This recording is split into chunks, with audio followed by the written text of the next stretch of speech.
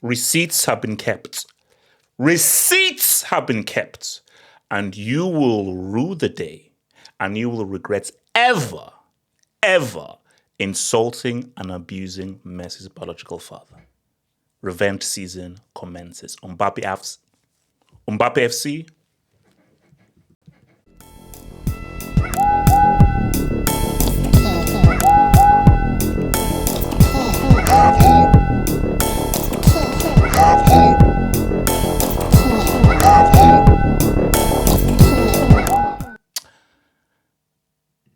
He's on a mission.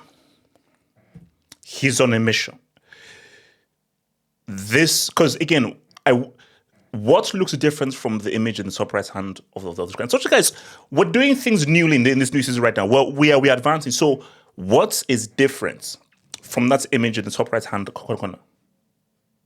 You guessed it. This Mbappe looks different.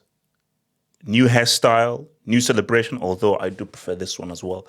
The ITES has gone up. And it was just today, like I got a call from the ITES community. Like it's a panel of about 7-8 guys, and they said we've updated it. Because they normally do it on Monday.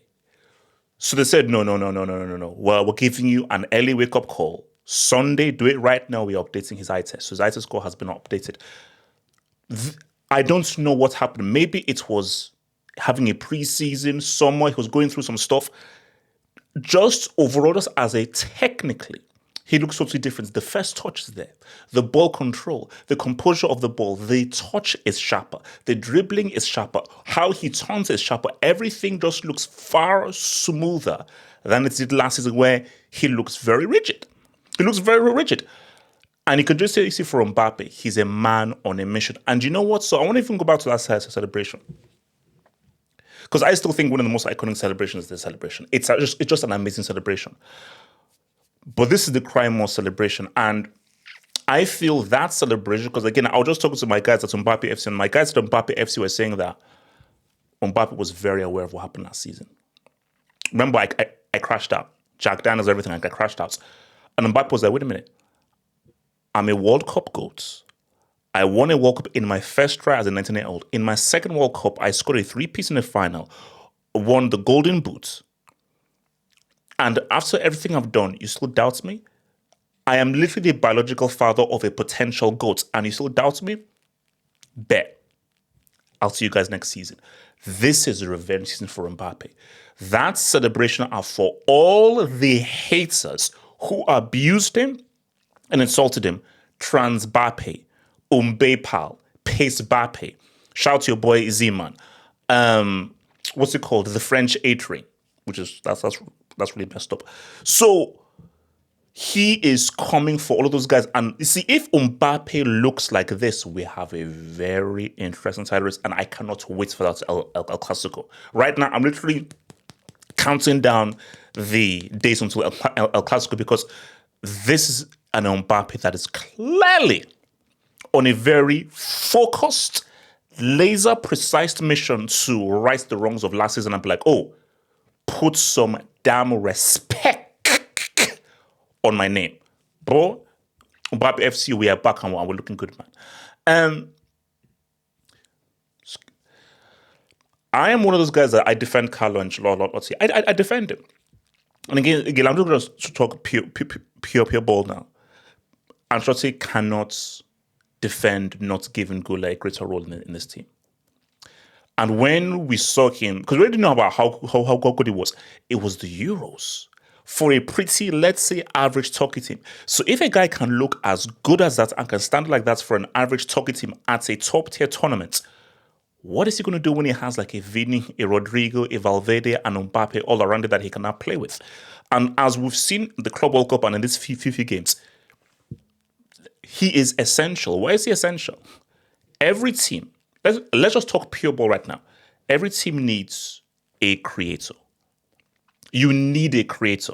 It's very hard to go Thanos. Mbappe can go Thanos sometimes. It's very hard to go Thanos all the freaking time. So you need a guy who can make a critical pass, a key pass. Modric is gone. Toni Kroos is gone. Those are two guys who you knew could make that critical pass. Valverde, Chomeni, Ceballos, The only guy in this team that can really create is Guler. Hence why I said, okay, I don't get too hung up with numbers, but because I'm a traditionalist and I'm a big guy of just doing things the right way in the footballing sense, this is the number 10 of the team. And this is the guy that should wear the number 10 jersey. Mbappe should either be a 7 or a 9. I think Mbappe should be a 7. But the guy that should wear the number 10 jersey, the number 10, should be this guy because he is the playmaker. He's the Geppetto. He's the Totti of this freaking team. And it's just so crazy that Ancelotti, you saw how good this kid was. And I'm sure you saw this kid in training. And you were like, this guy isn't like a starter? Like, talent-wise, he's one of the best guys on this team because, again, we're looking at the future, whether it's Verts, whether it's your boy Palmer, whether it's Yamal, Pedri, Kubasi. Guler is right there at the top of the tree as one of the most talented players of this upcoming generation that I feel is a great generation of ballers. Because this generation of young ballers like 23 and under, this is an amazing generation of ballers. And Guler is right there. And I think that he could have a very, very big season. And with Mbappe on this form, oh my gosh, Guler could cook. This guy could cook and have a damn meal. So put some respect on the Turkish Ghoul's name because I think this could be a very big season for the Turkish Ghoul.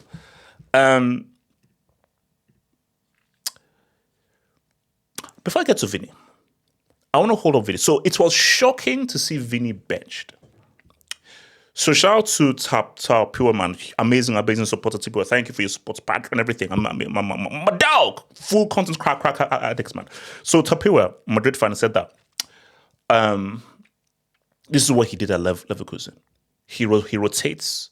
He's scored a lot. Polar opposite of Carlo Ancelotti, because Ancelotti this is my team, and I'm always going to use my team all the way through, unless something forces me to, or unless I need to do something tactically different. Xabi Alonso different. No. I'm going to assess my entire squad, and for this particular game, I may just have a different team. So whoever you are, you best be ready to come through, which complicates things for the whole Rodrygo thing. So for the Vini thing, Vini wasn't great at Club World Cup. Vini has not been amazing, and there's a footballing discussion as that. It's just a question. Is he declining, or what every player goes through? It's just a bad run. It's just a bad run, and he'll get out of it. But I want to come back to Vini because I want to go to Rodrygo. This was a huge chance for Rodrygo. And I thought Rodrygo, he played high. So when I say this complicates things, because you say to yourself that, okay, does Rodrygo now say to myself, oh no, I'm not going to have a chance? Rodrygo, don't fall for that mistake. I still believe you need to leave. I still feel you need to leave. All because you started this game against freaking Oviedo doesn't mean that you're going to be a starter against Atleti, Bilbao, or in the UCL against a Bayern, a PSG, a Chelsea, or a Man City. Don't just assume that. But there was something very significant. I don't know whether you guys caught it. So Rodrygo, he comes off and he's sitting next to Militao.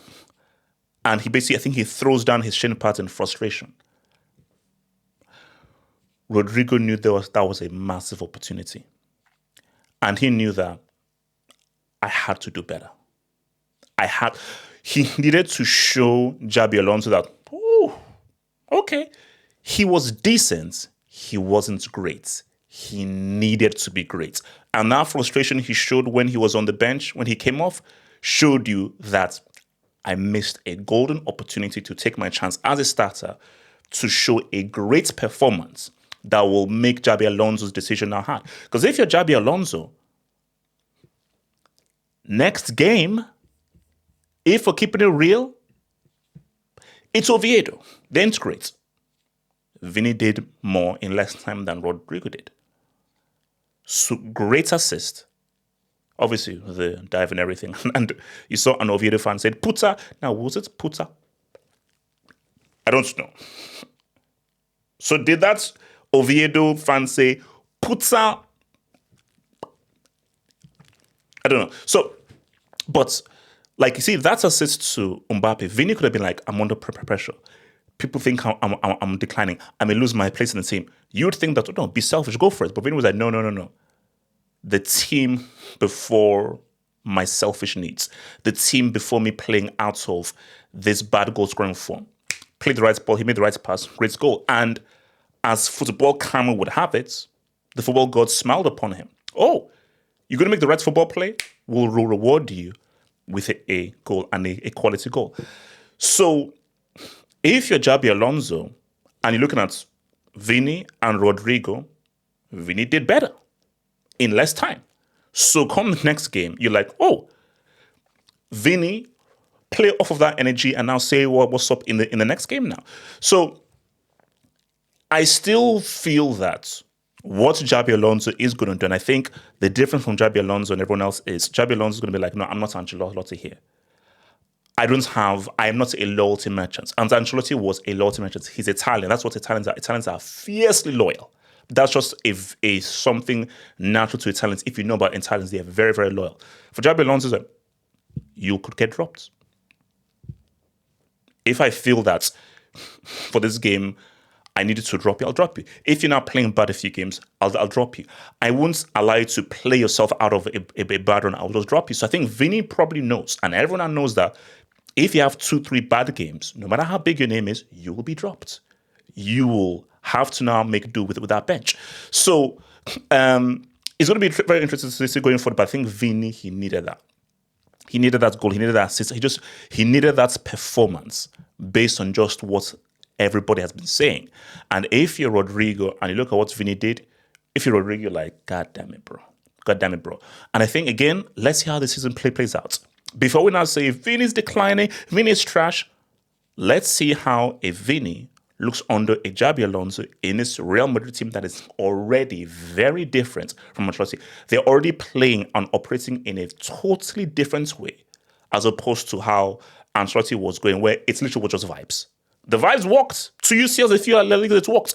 But this is a team that has a lot more coaching, more strategy, more tactics, more passing, and is a lot more methodical as opposed to let's just vibe out. And maybe in this methodical way, it could reignite Vini and now take his football to the very next level and unlock something very new. He's done too much in his career for us to just write him off. I'm sorry. His resume is already too good. 2 UCLs, La Liga's coming clutch. Let's see what this guy now does. But again, I'll be out of here. If you're Rodrygo, you push for a move. You started, shocking, you were decent, you were not great. You're probably not going to have that chance again. And when things get rotate, and when it comes, those big games, those critical games, you will not be starting. You'll be coming off the bench. The games when Xabi Alonso knows that he's under pressure and he needs to win, he's going to go for the big names. And Vini will play ahead of you. A Guler will play ahead of you. Simple as that. So if you're Rodrygo, I reiterate, make the move if you want to be a bona fide starter. You will not be a bona fide consistent starter for Real Madrid. Like that vid, guys. Oh, sorry. Like that vid. Hit the subscribe button over there. Hit the subscribe button over there. And join us tonight for our live hangouts. One love. Peace out. See you tonight.